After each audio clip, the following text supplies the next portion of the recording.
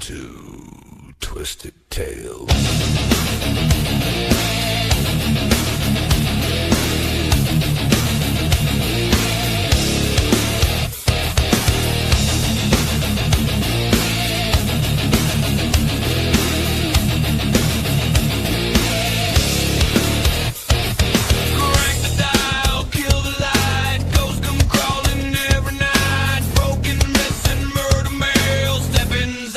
Twisted Tales, Twisted Tales, blood and bones and uncombed trails. Twisted Tales, who got teeth that drag their nails? Urban riding, back road sins, dead men talking through the wind. Cursed objects, killer lore. Once you hear it, you want more. No fairy dust. Good evening, everybody. This is Jeremy, and welcome to another amazing episode of Twisted Tales on the evening of Wicked Wednesdays here on the All Access Network. This evening, I'm bringing to you the man of the iconic Jason Voorhees mask, the one and only Mr. James Stokes, along with his lovely wife, Sammy. Please come on in. Hey, Jeremy. Good evening, guys. Hi. How are you doing tonight? Great. Great. Doing great. You know, thank you very much for taking time out of your very, very busy schedule. I know we were talking a little bit earlier, and you guys are like straight out for the rest of the year, if not even further than that. So thank you for taking time to come on with me today. Absolutely, man. I appreciate you having us on for sure.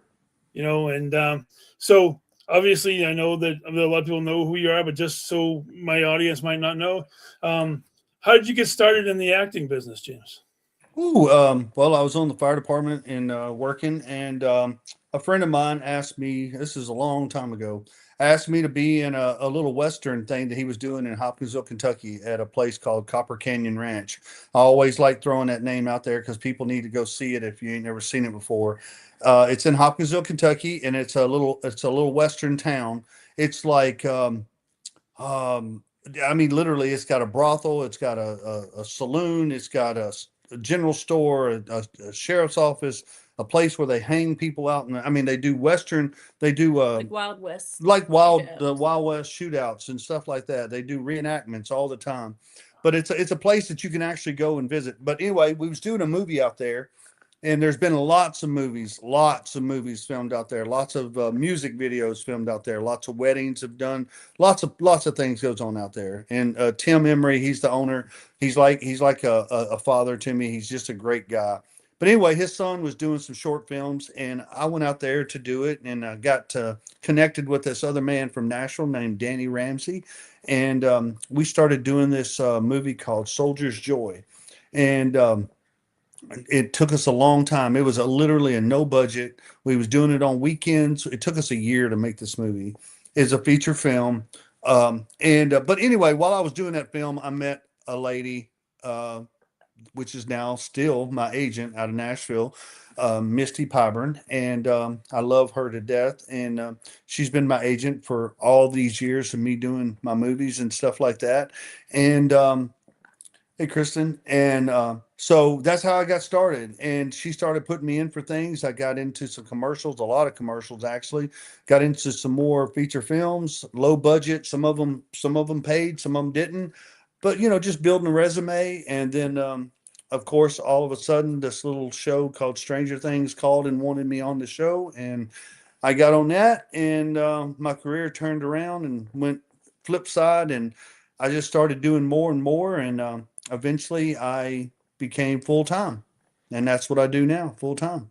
That is awesome. So you brought up one of my favorite TV shows, Stranger Things. Yes. What did you actually do on Stranger Things? I mean, if I it was a small role. I started in season 3. It was a small role. I played the paramedic in it, you know, and I was being that I had that under my belt, you know, for all those years, you know, when I got on set, you know, the guy just said, you know, you're a real paramedic. Let's just do it that way. And so they put me in the uniform, put me on the show, and the rest is history. And I got to do some things with the main cast a lot of times, and featured extras on it and stuff like that. And it just being on a show like that, you know, I learned a whole lot being a producer and just being an actor and learning the whole business. You know, when you're on a set with that many people, now you're talking like there was times we was on set and there was hundreds of extras, hundreds of actors Wow. that was on set during the filming. And so when you're doing something that large, you know, it takes your perspective of being an actor to a whole different level.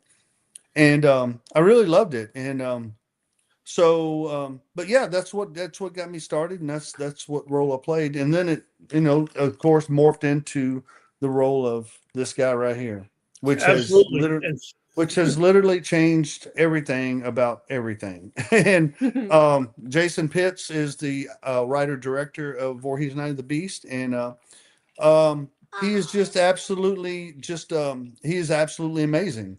And I would do anything with this man anytime that he wanted me to, any role that he wanted me to play.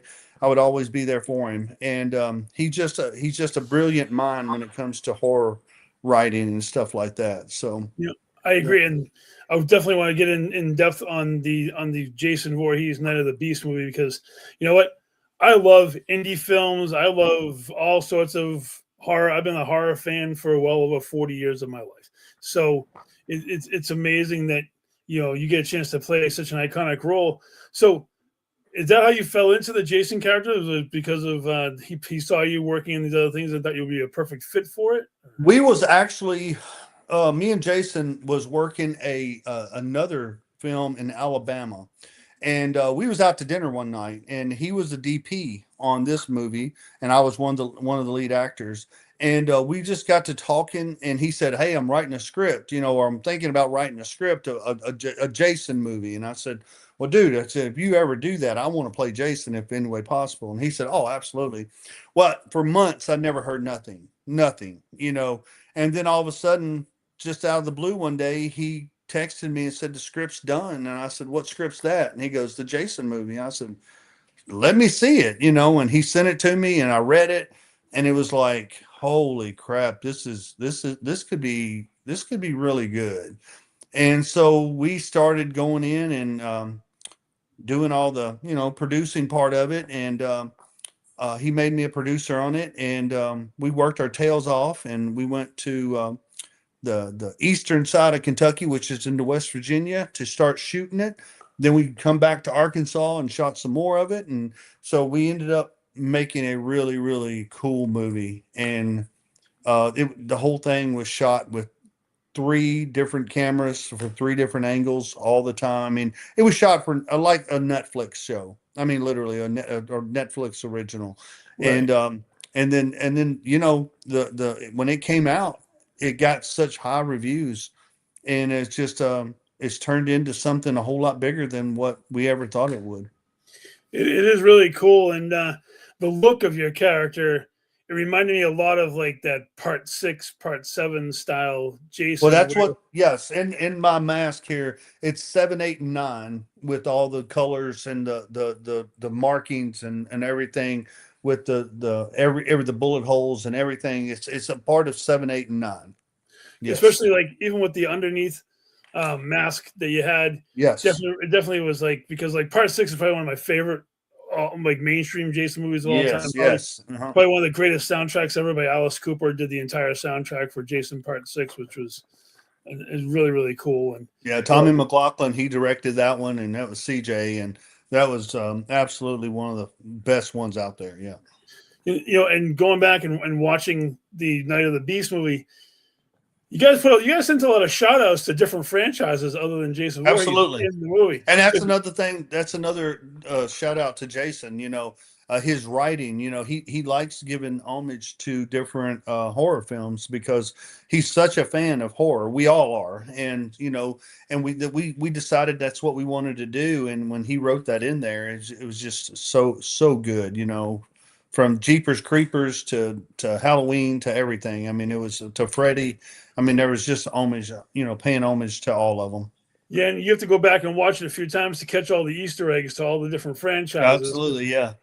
I, I especially love the touch with the beating you license plate on the ground when he steps on it. That was really funny. Yeah. Because I was like, A lot of people didn't catch it, and a lot of people did. So anybody who knows the franchises, like the Springwood Slasher, obviously is Freddy Krueger. absolutely. On the newspaper, and you know, so the whole concept of Jason versus Bigfoot is a very intriguing concept. Was that did it ring like, oh my god, we're gonna go like horror character versus cryptid in Well, yeah, different that's what universes? it was, and at first, a lot of people was going to go, "Oh my God, this is going to be a joke, Bigfoot." But with our FX people that we had on set and with our set designs and stuff like that, it looked really good. And when I went out and got um, Jacob Southwick, which was professional wrestler. He's 6'8". He's kind of skinny, but he's 6'8". Not skinny. I wouldn't say skinny. He's a big guy, but at the same time, he's like really thin. For 6'8". It's like cut. Right. And yeah. And so when I went out and got him, he already had dreads. He had dreadlocks. Because Madman Fulton is his name in wrestling. He was one of the bounty hunters. Yeah. Yeah, he was a bounty hunter. Right, exactly right. Yes, Mhm. and yeah, when I went out and got him, I told Jason. I said, Jason was saying we need a big guy to play Bigfoot, and I said, I know someone. If you want me to reach out to him, and I reached out to Jacob and asked him if he'd be interested. He was just all excited about it, and I gave him Jason's number. We all connected, and it just worked out really good. And me and Jacob's been friends because me and him worked on a short film together before that, where I beat him up. So that's just what it's. So I beat him up in 2 movies. That's the way I looked at it. So, well, you got 2 big guys fighting. When you got Bigfoot and Jason fighting, and one of them 6'8", another one's 6'2", and in my mask and stuff, I'm probably about 6'3". So that turns out to be one hell of a fight. And it did. It actually, and we did all of our own stunts. Me and him. He was kind of the stunt coordinator, being that he was doing the wrestling thing at the time. Yeah. And all the slams and the throws and all that stuff, that was absolutely me and him, 100%, every one of them. Now, So I didn't mean to laugh, but I was a professional wrestler for 20 years before I even got involved in the paranormal. I was trained, a long time ago. When you backdropped Bigfoot in the beginning of that fight, it caught me off guard, and I kind of chuckled a little bit because I'm like I was not expecting Bigfoot getting backdropped in the beginning of that fight. that's right. Yeah, know. Jason had to break out some wrestling skills on that one, because it's just it was fun. It was a fun movie to do. It was really cool. I'm telling you, I watched the battle sequence at least 2 or 3 days ago. Like this is definitely somebody who has some wrestling knowledge helped put together this fight scene. Oh yeah, well that was Jacob. He put it together. We practiced and practiced and practiced, to make sure neither one of us got hurt. Because, dude, when we was doing that fight scene, I think it was like 2-3 o'clock in the morning, and we had been working all night long, different scenes and different stuff. And I mean, so you get exhausted, and then being in that mask, you can't breathe. He had his prosthetics on his face as well. You can't hardly breathe in those things. That big suit that he had on. Our FX people were absolutely fantastic. And, Shala Tempes out of Arkansas, she made all the suits and all that stuff. And she's absolutely incredible. FX, Talented. very talented woman. And so it was very cool. No, and I agree, man. You definitely portrayed the Jason character amazingly. Thank you.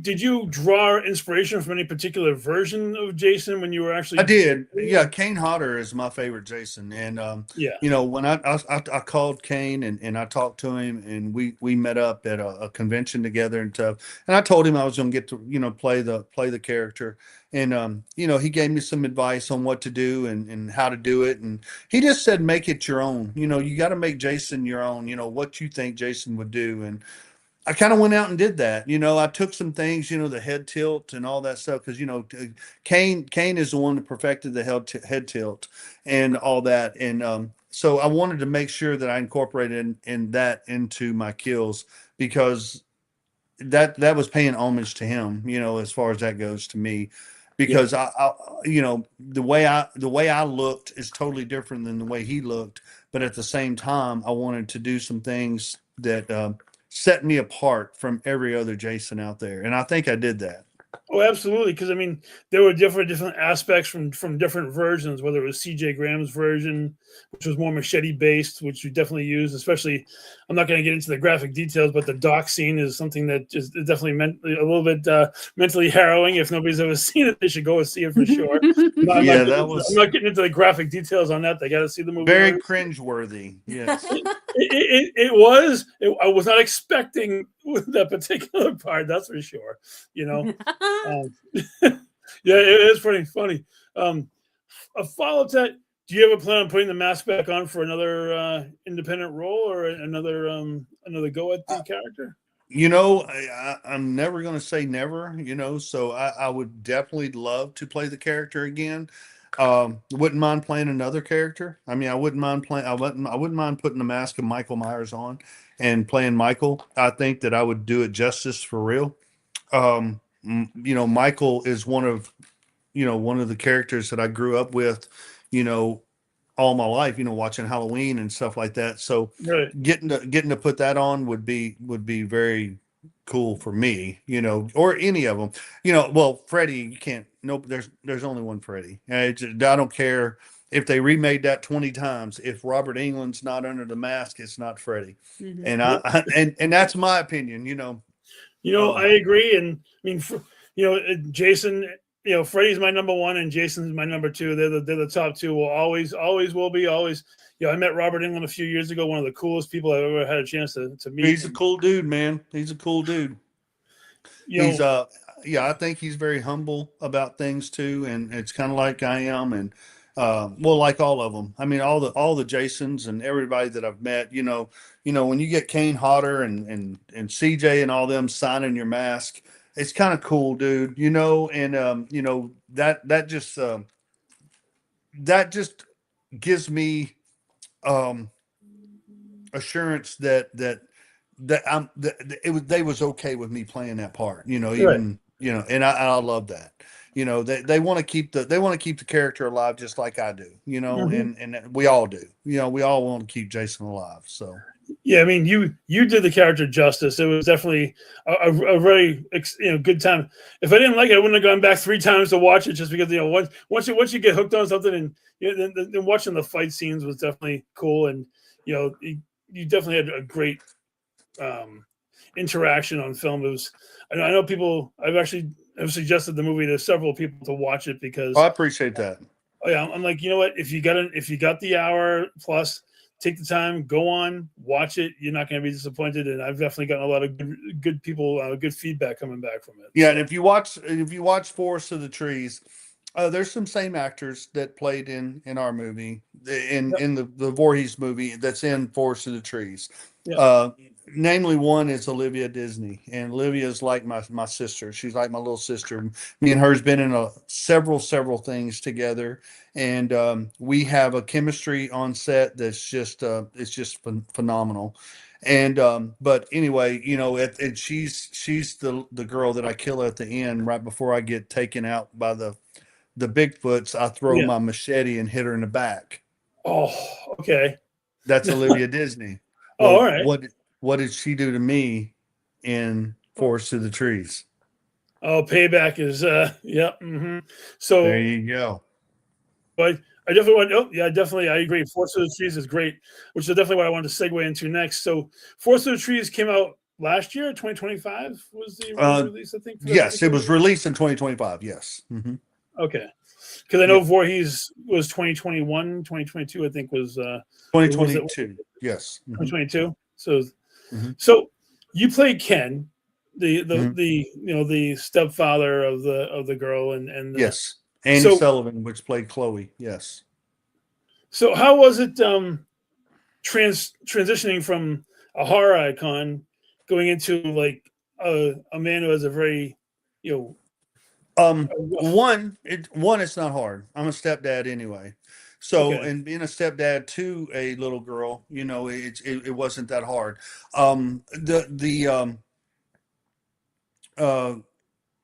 The whole time that I was doing the movie, it was very hard. I mean, it really was, because me and Annie, or Annie Sullivan, the girl that played Chloe, we became really close on set, and we had to. I'm playing father-daughter kind of thing. But we had this edge against us.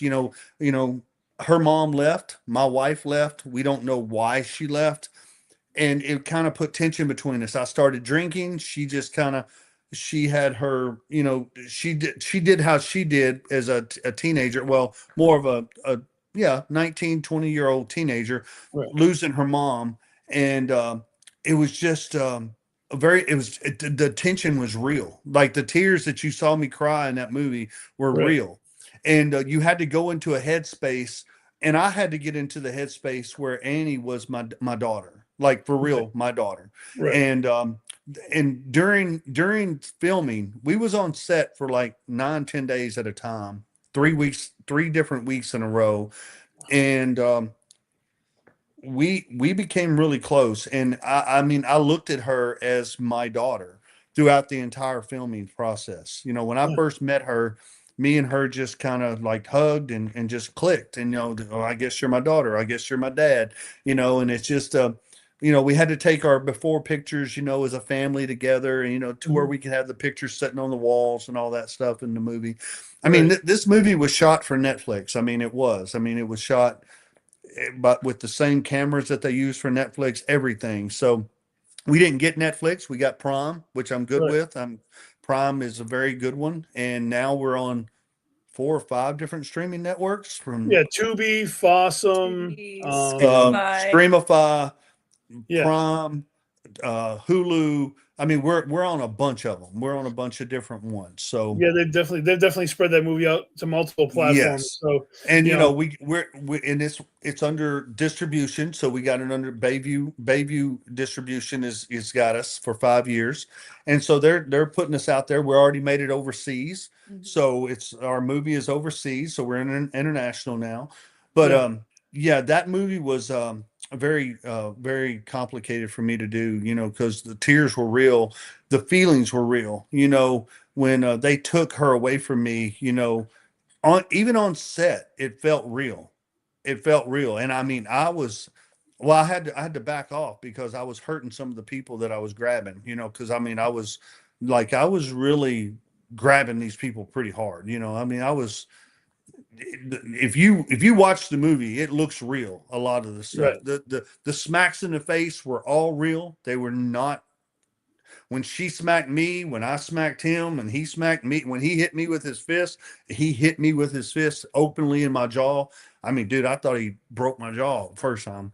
I mean, we were really hitting each other. I mean, but we wanted it to look as real as possible. Now we did it.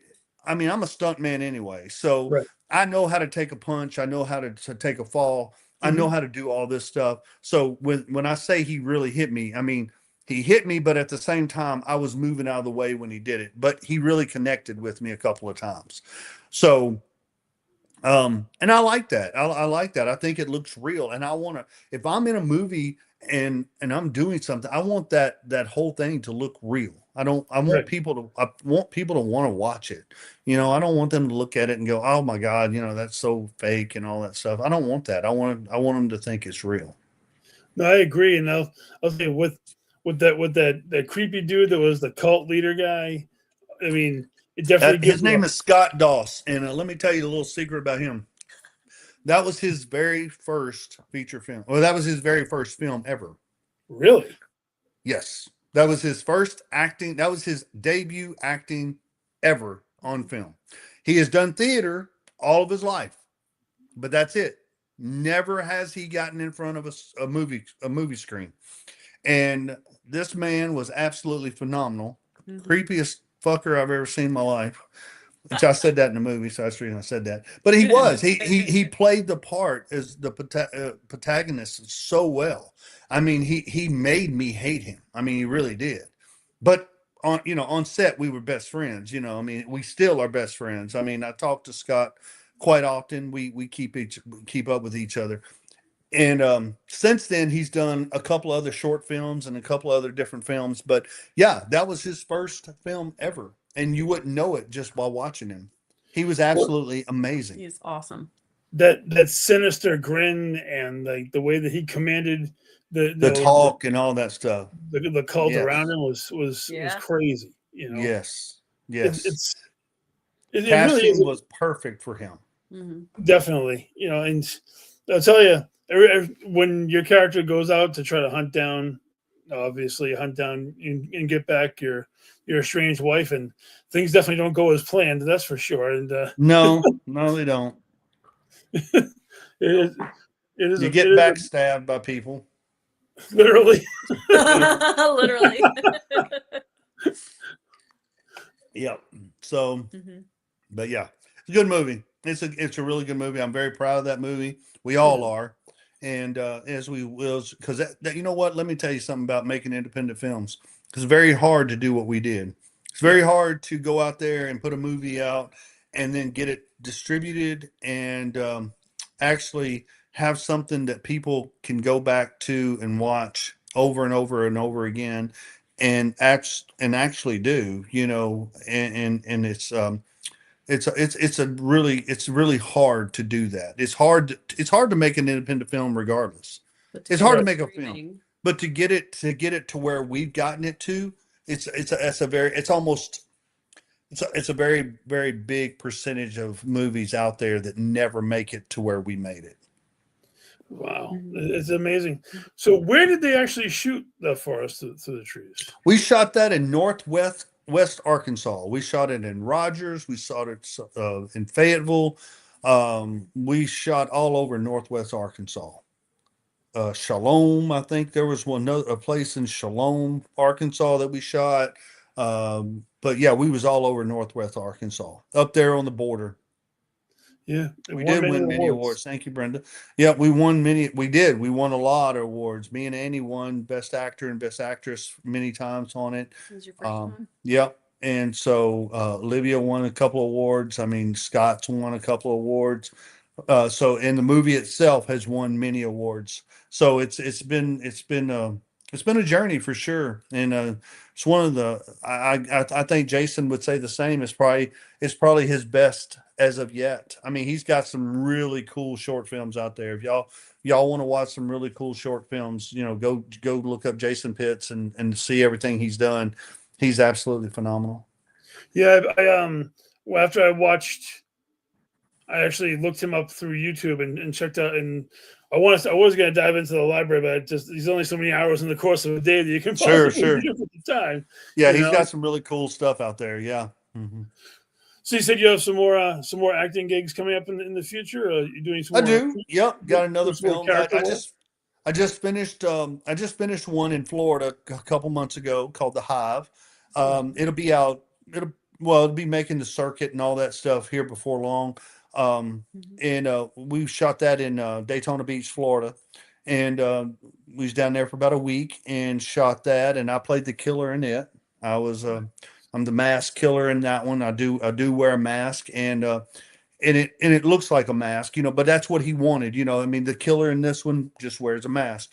You never see my face, which is kind of cool. I kind of like that, and all that. But it's really a cool concept, and I like how he did it. And then I got another one that I'm getting ready to work on come August. I'll be going up to Columbus, Ohio, working on one called The Massacre, and I'm playing the killer in it as well. And I don't think filming for that, we're going to start filming in August, but we're not going to start the feature film until 2027. So that's going to be next year. Yes. Funding and all that stuff has been pushed back a little bit, which is, again, in the indie film, that's what it's all about, is funding. So we understand that, and that's the reason indie film sometimes gets weekend work, a week here, a week there, 3 or 4 days here, 3 or 4 days there, and it takes a little time to make it, but you got to have the money to make it. And I'm glad that these guys are taking the time to get the money that he needs to make the movie, kind of like what Jason did with Forest of the Trees. He had the funding all right up front, and yeah, Rachel, you're in Columbus. I know I'm planning on using all of you in that movie too, Rachel and Sydney. That's family. They're family, but yes, yeah. So we're gonna need a lot of extras in that movie. I kill a lot of people, so and yeah. That's really cool. Yeah, it's cool. I mean, how many people get to say they get to kill their family and live to tell about it, That's my goal, is to be killed in as many of his movies by him as I can, because who gets to say that they can like kill their wife, right? I mean, I think that'd be fun to have a little cameo of him like slashing me up in like all of his films. I think that'd be a good time. Now, Sammy, have you actually gotten into any of the movies so far? Yeah, there's a couple of his that I've been extras in that they like I've just been with him on set and they just were like, we need more bodies, and they just like pull me and stuff like that. So there's been a few that I've been in. Shot a movie here in Nashville with Yeah, Eric Roberts. with Eric Roberts. And yeah. she's in it with me. Yeah, so She was extra. yeah. That is Yeah. awesome. That is really cool. You know, something I've always wanted to do because I'm such a big guy. I've always wanted to do like a killer in a movie or something like that because it'd be a lot of fun. You know, Yeah, it is fun. Yeah. Huh. You know, especially when you have the size to pull it off. Yes, you know, Absolutely. obviously, you know, you're a very built dude, and you know when you get on camera, you don't want your killer to be scrawny arms, skinny little thing. Especially like I feel bad. I'm gonna say it just real quick, but the guy who took over after Robert Englund, Jackie Earl Haley, when he played Freddy Krueger, he was only like 5'5", and all of the victims were taller than him and bigger than him. It wasn't believable at that point, you know. No, it don't wasn't, look yeah. no. You know, there's ways that you can shoot things to make people look really, really big. So, you know, it's just if you got a smaller guy, it's like Tom Cruise, you know. Nothing against Tom Cruise. Amazing actor. But you know, they make him look bigger in films than he is. And he's a short dude, you know. But he's an absolutely amazing stuntman and actor, and that's the reason he's made it in Hollywood as long as he has. Oh, absolutely. You know, you definitely want to be shot bigger than you actually are. That way, Absolutely. it portrays bigger. You know. Yeah. Yes. Yeah. So I noticed that you were on a couple of other TV shows that I'm familiar with. Because my wife watches 911 Nashville, and I guess you had a role in 911 Nashville. I did. Yeah, I had a co-star role in that one. Yep. Never know. You might see me on it again. You know, it was a cool, you know, that's another one that, you know, getting to work with another icon and another person that I grew up watching, you know, he played Robin, you know, I mean, Chris O'Donnell. I mean, he's absolutely phenomenal, you know, and he's a great actor, and he was cool to work with on set, and I was with him pretty much all day long, and getting to work with him was another dream come true for me, you know. You know, and the whole acting part of that was really, really cool, you know, getting to do stunts and getting to do, you know, getting to have an actual speaking role in it, you know, co-star role, and getting to work with the main characters and all that stuff. It was phenomenal.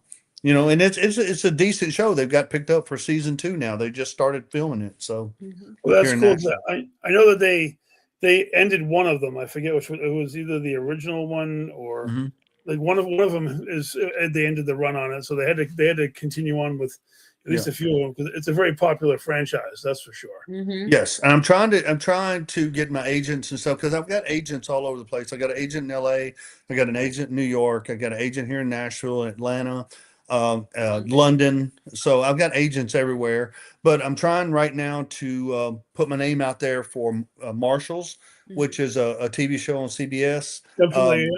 Yeah, it's a spinoff of the Yellowstone, the Duttons, and so I'm trying to get on something with Taylor Sheridan, you know, a Western type show. I love being in a cowboy hat. I love being on a horse. I love the whole Western outfit. You know, that's just my vibe, and I love it. And I kind of want to get in something like that, a reoccurring role or just a co-star role, either one.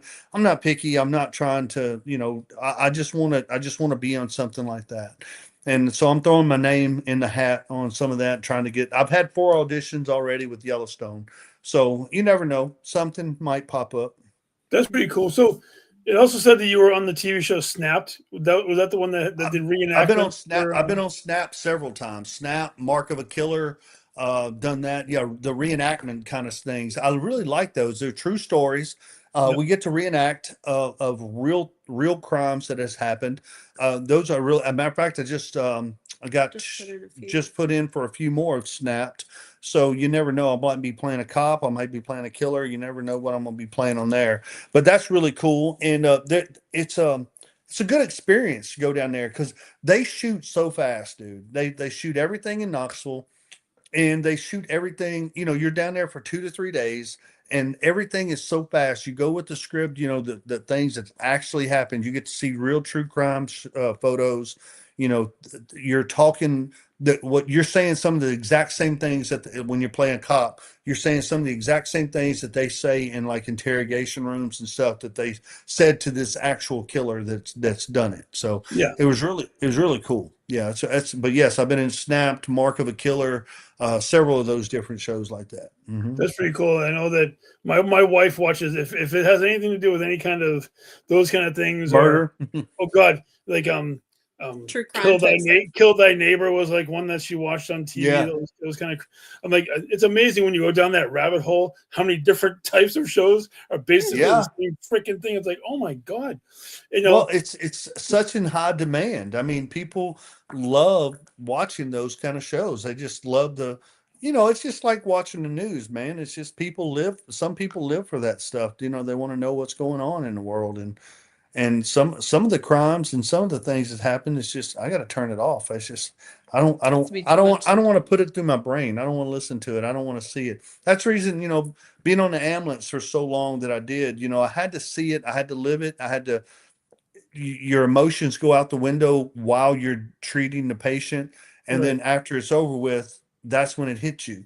And some of that stuff stays with you, and it burns into your brain, and it kind of messes with you years down the road. I still have runs that I have dreams about that it just messes with me a little bit, and yeah. And so yeah, that's just some things it's just better left alone. You know what I'm saying? Right. Because you said you were an EMT for like 15 years. Is that what you said? About 15 years? Almost 16. Yeah. Well, when did you retire from being an EMT? Oh God. So right now, probably about 9 years ago. Okay, that's good. Yeah. I mean, I couldn't even imagine what it would be like to be an EMT during the COVID, the whole COVID That was thing. well, I know I got a lot of friends that still do it, and it was pretty rough. It was rough on them. I mean, it really was. It's a scary time. It's a scary time anyway, regardless. Yeah, no, I agree with you wholeheartedly. I mean, I work in food services at a hospital, and just seeing the carnage that happened in that time frame window, I couldn't even imagine what EMTs have to go through between. Yeah. With all of the First responders and all of it. Yeah, it's really it's really rough. Yeah, they definitely should have been paying bonus pay to everybody to even strap on that uniform and get in that ambulance and do all that kind of stuff. It's really crazy. So you have a lot of conventions coming up in A lot. in the upcoming months. I can't even imagine how you're gonna squeeze them all in the what you have like over 30 of them coming up in the latter half of this year. Yeah, 30 between 34 and 35 right now for the rest of the year. Skeleton. Next one is Creep It Real. I'll be headed to Evansburg. I think that's how you said it, Evansburg. Yeah. Evansburg, PA. I'll be driving up there tomorrow, actually, and I'll be going up there and being up there till Sunday, and then come back Sunday. I stay here Monday, Tuesday, Wednesday, and then Thursday, and then Friday I head to Knoxville and go to Volunteer Comic-Con in Knoxville. And then after that one, I think, where did I go, man? Connecticut. Then I fly to Connecticut, and Okay. then I'll be in Gettysburg, And then New Orleans. and then New Orleans. So that's from now until Beginning of August. to the beginning of August. We got more coming. I can't even We'll be imagine. putting out I mean, soon. Yeah, there's a couple of months that I'm gone every weekend. that's a lot. From now until middle of November, the only weekend that he's home is 4th of 4th of July. July. Otherwise, wow. he's gone from now until middle of November. Now you get to travel with him a lot in this whole Yeah. Yeah, I get to travel as much as I can because I work full time too, and so I can't step away too much just yet. So I come when I can, and especially like the really cool places that like New Orleans. I've never been to New Orleans, so I was like, I am definitely getting there. So I get to as many as I can, and plus I help them a lot at the conventions, and I help with the scheduling and all that, and It keeping helps things a lot. organized. But I travel as much as I can, so That's a otherwise I good hold thing. down the fort here. You kind of have to, right? Yeah. There's only so much Yeah. traveling you can do in the course of a That's year. That's for it. sure. That's right. Yeah. Yeah. It's I've been in high demand here lately Hmm. with Yeah. the Paracons, the HorrorCons, the Comic Cons. I just got GalaxyCon. I'll be at GalaxyCon next year in Nashville for sure. I think I'm doing hopefully three more GalaxyCons throughout the year. So yeah, next year I'll be on the circuit of GalaxyCon. And then So plus yeah. sometimes like when like the haunted houses for like Halloween time starts, sometimes like he's booked for a couple of those too, where they'll have him come out and he'll do signings at haunted houses. So like when people are waiting in line to go in the haunted house and they get to meet him, take pictures, he signs autographs, and then they get to go into the haunted house. And so he does really well with that too. And I'm it's doing that again this year. I know I've got 2 or 3 scheduled right now Mhm. for haunted Mhm. houses. Oh, that's pretty And cool. in Yeah. Georgia, Alabama, and Mhm. and Tennessee. Yeah. Mhm. Mhm. Oh, that's really awesome. And Yeah. now Yeah. when you do those haunted attraction style, Mhm. do you gear up in full gear when you No, no? no. And they asked me to do that once, and it's just this is the thing. If I did go to a haunted house and I was in my full costume and you never know if I get it ripped or if I get it tore. I don't want to tear up the suit going to a haunted house when it's not controlled. You know what I'm saying? Right. If it was controlled and there was somebody that was going to be there and I could see, and I know that I'm not going to hit something or hit someone or me or whatever Mhm. and Right. tear the suit. I'm very scared that I'm going to rip the suit, and I don't want to do that. Mhm. That suit was made for me. Right. So I mean, unless you're built just like I am, you're not going to wear it. So, Mhm. and I just want to make sure that it's around for a long, long time, and it has been so far. This is what the fifth year, Mhm. and Yeah. I'm still wearing it. I'm doing photo ops with it. I'm getting to dress up and let people have the experience of being with Jason, and it's that's really cool, man, and that makes me very happy. When I see the people smile and just be happy to meet Jason, the actor that plays Jason, it's just it's very humbling to me, that people, for one, come up to my table and want my autograph. That's, to me, is just still mind blowing, and I love it. But it's just, I want everybody to have a good experience when they meet me as the actor that plays Jason. I know some of them don't have the same reaction to other, artists and stuff like that. So when they come to my table, I want to make sure that each and every one of them has a good experience. Mhm. So. And I agree with you. Like when I got a chance to meet you was at Salem Con last year, Mhm. and Yes. you know, it was really cool because how often do you get a chance? Like I've actually met like CJ Graham and I've met Kane Hodder. I'm trying to think. The one from Jason versus Freddy, Ken Krasinski, Yeah. the big dude from Yeah. Jason. He was really cool. I met him last year too. But I tell you, it was really great getting a chance to sit there and talk to you about Jason and all that stuff because Sure, you know man. Yeah. it's he's so ingrained in everything. I mean, anytime you see a hockey mask, if you're not thinking the sport, you're thinking Jason Voorhees. There's Sure. no Exactly right. there's no third option there. It's either you're thinking about the machete wielding maniac, or you're thinking about picking up a hockey stick. And I'm all set with the hockey sticks. I don't play hockey. I refuse to ever get on a pair of ice skates in my lifetime. Oh, Nope, yeah. Me and you both. nope, no, thank you. Big But guys don't belong on skates, dude. I mean, no, don't get me I wrong. agree. There's some hockey players out there. There's some really big guys, but They've been that, doing it they've forever. been doing it forever. If you ain't never been on some ice skates, I ain't getting on no ice skate. No, I mean I've been on ice skates a couple of times. You probably could put that on America's Funniest Home Videos because it definitely would have Yeah. Do it a Did bit you have order one of the something. like kid walker things with the tennis balls on the? Oh, I wish I had that, Sammy. To be honest with you, I wish I remember. had that too. I would pay to see a video of you doing that.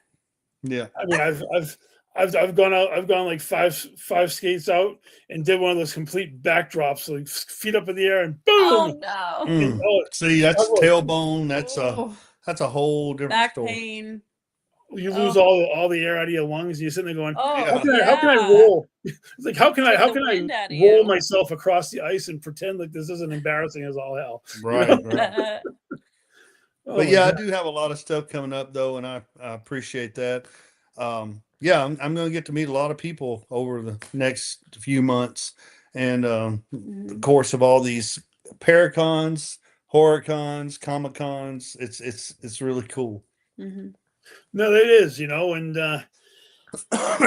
with getting a chance to play an iconic character, and if you ever get a chance to so I was thinking about this fantasy booking wise. If you had a chance to put the mask back on and do a fight scene with another, like whether it's another horror icon or a cryptid, who would you actually like to fight if you could do another fight scene as Jason? Ooh, I've never been asked this. That's a good Well, question. my mind goes in interesting directions. So My God. I mean, of course, Jason's fought Freddy and all that stuff, but I mean, I really would like to see Jason fight Michael. I think that would be a cool concept. But I would like to see Jason. I mean, I think there's already been done, but Jason and a werewolf. I think that would be really cool. I don't think, has it? I mean, you I can don't know always if it has or not. I don't know, but I think that would be cool. I'm a big werewolf guy anyway. I love okay. werewolf movies. That's another thing that I always wanted to do is play a werewolf, in a movie. I played a vampire. I've done vampires and stuff like that, but I want to play I want to play a werewolf.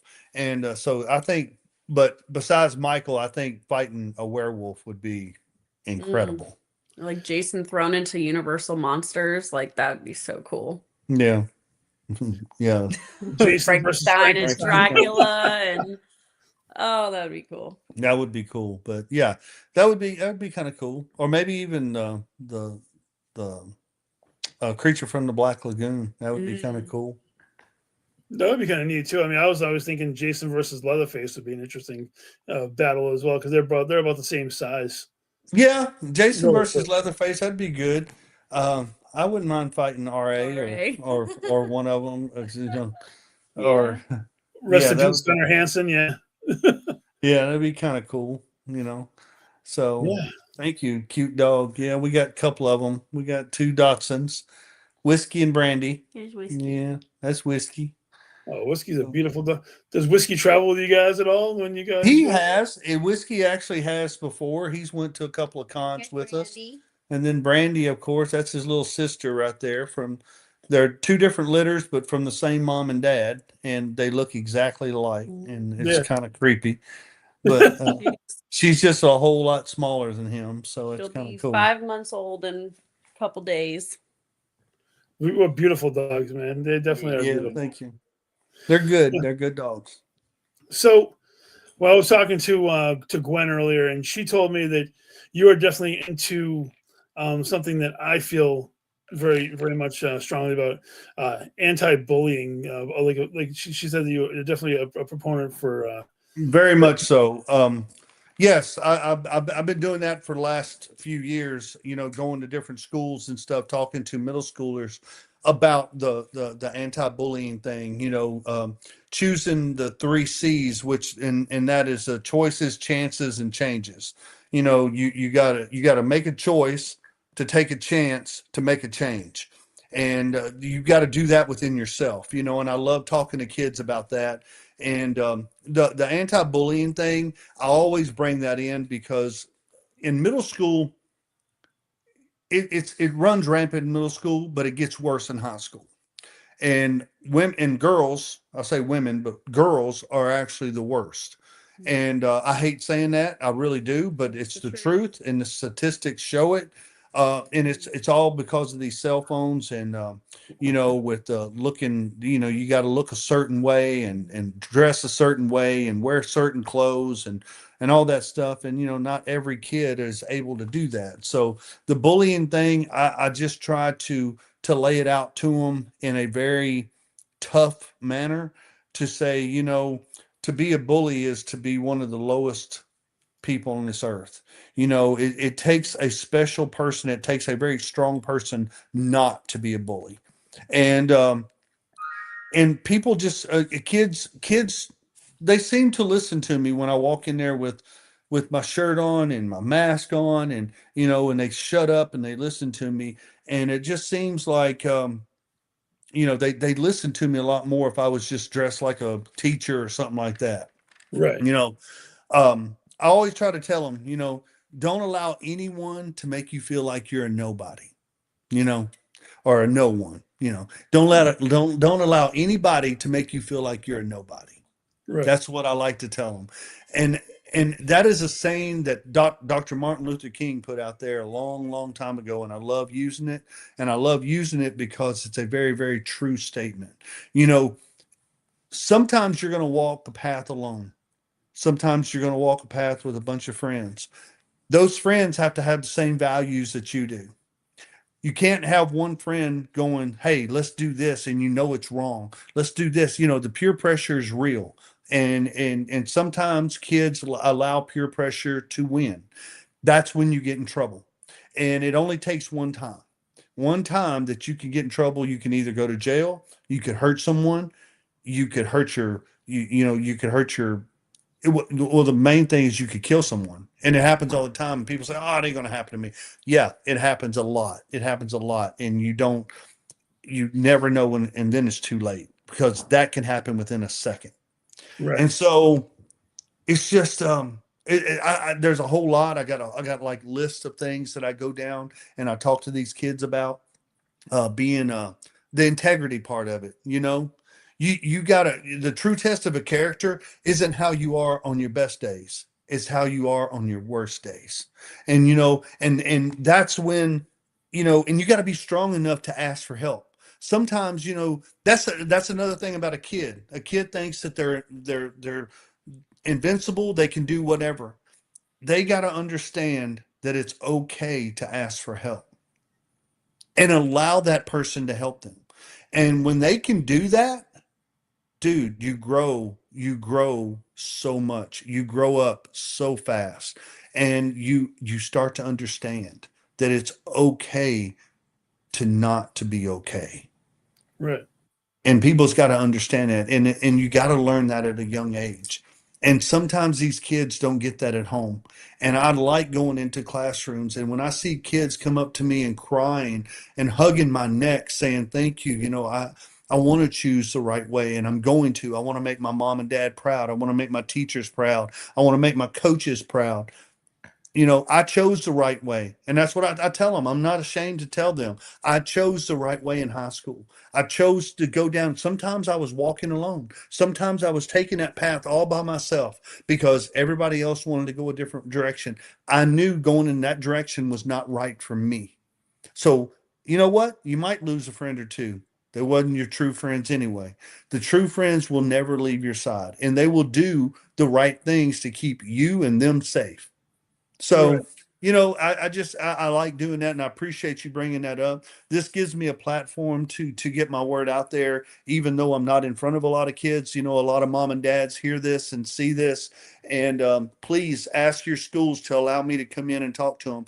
I'll travel different places. You know, April and May is when, usually May is usually when I go to these schools because, you know, schools are fixing to get out. You know, Right. their curriculum is pretty much done now. They're looking to fill time into spaces for the kids to have something to do. Bring Mhm. me in for an hour, hour and a half. Let me talk to these kids, either in a classroom or in a gymnasium, whatever, and just let me talk to them, and just because I'm telling you, it helps. And it helps coming from someone that they don't know. It helps coming from someone that, like the Jason character. Let me come in as a Jason character. No, I won't have a machete with me. I'll just come in with just the Jason mask and let me talk to them and show them that if you do choose the right ways and the right things, you can become Jason as well. You know, people look at this as all the time, oh my God, that's evil, that's sadistic. It's not. It's not at all. It's not. And you know what? I can show people that I can use this mask in a very, very good way. And Right. that's what I want to do. If I could change one kid every year that I go to a high school or to a middle school, if I could change one kid's mind or change one kid's path that they're walking on, then I Right. think I'm doing the good thing. I think I'm doing the right thing. And I think it's helping. You know, you're not going to save everybody. You know, that was one of the first things I learned in paramedic school. My teacher told us straight up, get it through your head right now. You are not going to save everyone you work on. Right. You're not God. You're not. Get it out of your head right now. Don't ever think that every run that you go to, you're going to be a hero and you're going to save that person. You're not. You're going to lose them. They're going to die. It's going to happen. It's just that's the life. You do what you can. Hmm. That's all we can do. And that's what I do when I go to these schools and I talk to these kids. I do what I can and hope and pray that I get through the heads of some of them. And I know I'm not going to all of them. I know some of them going to look at me going, you're stupid, you know, and because they know more than I do. But Right. I've helped many kids. I still get things on letters and stuff in the mail and on Instagram and on Facebook. I get, you know, my kid is still doing so well because you talk to them. You know, that right there tells me that I'm winning and that I'm doing the right thing. That's awesome. That really, really is, and you're using a character that was created because of the bullying that he went through in the first place. If Hmm. if Exactly anybody right. knows Jason's true story, he was bullied and died because Yes, of the bullying going too far, which is the exactly reason why the right. character was created in the first place. That's So, exactly right. he's So not evil. As long as you stay away from his property, you'd be all right. But that's that's beside the exactly point. right. Don't step on and don't ever try to have sex. That's just the way it is. It Because is then what it you're is, screwed especially no not in matter any of what. his cabins. That's for sure. You know, Jason ain't having it. You ain't having it either. and I appreciate you talking about the topic because coming from somebody who dealt with a lot of that back in the '80s and then the late '70s, '80s, growing up, I know what it felt like to be on the losing end of the bullying thing. And back then, there wasn't anywhere nearly as many resources as there are nowadays. Hmm. And people like yourself who like to go out and talk to kids and try to connect with them, and trying to help them steer on the right path and try to squash the whole bullying aspect before it gets out of control. And especially today in day and age where technology is definitely used more so for the bullying than even the more Sure. physical side of it. Hmm. It's almost Yeah. worse. The Hmm. techno It is bullying because, is you much know, the worse. parents, you know, kids don't talk to the parents anymore. You know, they get home, they go in the room, they got their phones, they got their iPads, they got their computers, and they get on these chats and people are bullying them. And then all of a sudden the mom and dad walk into the room and the kid has hung themselves or taken pills and they didn't even know anything was going on because they're afraid to tell anybody. They're afraid to talk about it. And that's the thing that I got to get through their heads. It's okay to tell someone. It's okay to ask for help. Um, be strong enough to stand alone, but smart enough to know when to ask for help and be brave enough to take that help. You know, Exactly. and that's the whole thing about that age group. They don't know any better, and it's not their fault. You know, and parents, I think parents try to talk to their kids about not bullying and being the good person, but again, peer pressure when you're in school, you're always going to have that one or two or whatever that all they want to do is make someone else's life miserable. And that's and the reason being is because their life is miserable at home, and they don't have that structure. They don't have that ability to have someone there to talk to them too. So they make everybody else's life hell. And Misery so loves company. 100%. So, I always tell them, do something that's going to make your future self love you, Right. because when it comes down to it, you and you alone are the ones going to make the choices to make the path that you want to choose, the right way or the wrong way. Mhm. Ultimately it's going to come down to your brain, and you're saying, hey, I'm not gonna choose that. I'm going to choose the right way. I'm going to do what's best for me, and what's best for my family, and what's best for uh my my future self. That And is really an amazing message. It's truly an amazing message. One that I thoroughly back 100%. It hits me because it reminds me of all the people that I've seen that have lost their battles with bullying over the years. You yeah, know, Mhm. and adults bullying adults are just as bad as kids bullying kids. absolutely, man. It's it's an it's all in state. every age.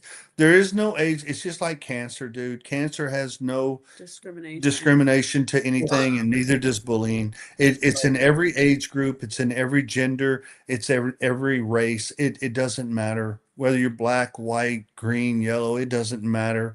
It's in every race, and it's got to stop. Kind of like the racism and all that stuff. It's got to stop. We I we agree. Too much yeah. hate. It's just the Too hatred much hate. in this country is just too much, and it's just there's no reason for it. No, I agree with Christy, you. thank you, Christy. That's a very powerful message, and whew. So I like to thank you guys for being on the show. I have one last question that I always like to ask all my guests, and Okay. I would like to have you both answer it. And so, assuming that Jason is on a platform all by himself, what are your Mount Rushmore of horror characters other than Jason? Mm. Oh, that's that. I mean, for me, it'd be Michael, Freddie, Michael, Freddie, Jason, and then the last one would that's kind of hard. Uh, d- um, yeah, everybody wants that, but I'm gonna say Art the clown. Um, yeah, that's my opinion. I like David Thornton. I like his rendition. I like him playing, Art the clown. I think he's a great dude. I think we're going to be at a couple of conventions again this year together, and I know him personally, and he's a great guy. And I like Art. A lot of people are going to say Ghostface, and even say Chucky, and I like Art the Clown. I think his sadisticness when it comes to killing people is absolutely insane. Which He's I kind badass. which he's badass, and I think like Jason, when Jason can wrap somebody up in a sleeping bag and throw you up against a tree, that's Yep. pretty badass too. I So it's kind of cool. Or when he bends somebody over backwards and breaks their back, that's the kill, or cuts their head off, and like in my movie, Mhm. that was the kill. That was one kill right there, my very first kill of the whole movie. Mhm. And Jessa, I love her to death. I do. She's a great actress and everything, but she's a trooper. But when I cut her head off and she did what she did to her boyfriend there, that was I mean, even when I did it, Squeamish. it just makes you just kind of looks like, yeah. like I said, when I saw that, that definitely it catches you. Yeah, How about yeah, you? How about you, that's Sammy? What are your So thoughts I there? would. So what? Mount Rushmore. Oh, so mine would be. So this was always a joke between us. Michael's actually my favorite, and he knew that when we first met, but that's okay. So, but mine would be Michael and Jason, and then I'm gonna go old school because my favorites are always the original Universal monsters, Mm-hmm.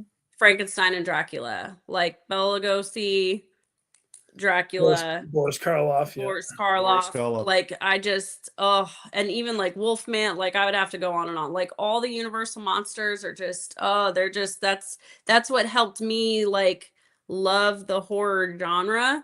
Yeah. And then it just like branched from there. But yeah, mine would have to be Michael and Jason and then Frankenstein and Dracula because they're just classics and I love almost pretty much every rendition they've ever done of either a Frankenstein or Dracula. Like especially the new Frankenstein was so good. We loved it. Yeah. We still got to see The Bride. They redid that one or they did a new one of that. But oh my gosh, I love anything vampire. So does he, werewolf. But yeah, Frankenstein, so good. So that'd be mine. Those would be That my was four. awesome. So Yeah. last thing is, say somebody wants to check out where you're going to be. Where can they actually find information about your upcoming events and stuff like that? Most Facebook and Instagram are the best. TikTok, I kind of like always do like going down the road tomorrow. I'll do a TikTok and just telling people where I'm headed to, where I'm going, where I'm going to be that weekend. I try to do that, on the way there. Just because TikTok is such a broad, I mean, I've got 40 something thousand, people on there and stuff that watches my stuff, and it's kind of cool. But I like telling people where I'm going. But yeah, Instagram, TikTok, Facebook, IMDb. You can go to imdb.com, put in my name, James Stokes, and see everything that I've got coming up, things that are in the works, things that's already out, and you can find out where they're going to be, and see them. But yeah, I've got a lot of things coming up, that was just naming a few, but I'm going to be all over the United States, kind of, well, especially the East Coast and then the South, Texas and, Louisiana and all that. So, but just follow me Instagram is the best. Because I put everything on Instagram. I try to, but Facebook would be good to follow me. I'm pretty much at my limit on friends on Facebook, but you can still follow me on Facebook and see everything that I got coming up because I post a lot on Facebook as well. And I posted a lot too. I actually just posted tonight on my stories, like his list of so far where he's going to be till beginning of August. And then I'm working on getting the rest of it out for like the rest of August and then into the fall, where his plans are to be. So yeah, I even post them too. So I am not maxed out on friends yet, guys. Well, Give me thank you friends, very much. James and Sammy, thank you very much for coming on the show tonight. It's been my honor and my pleasure to have you both on here and getting a chance Thank to you, talk Jeremy. to you I both. appreciate it. Thank you. For Jeremy and James and Sammy, this has been Twisted Tales, and Gwen, take us home. Thank you, everybody.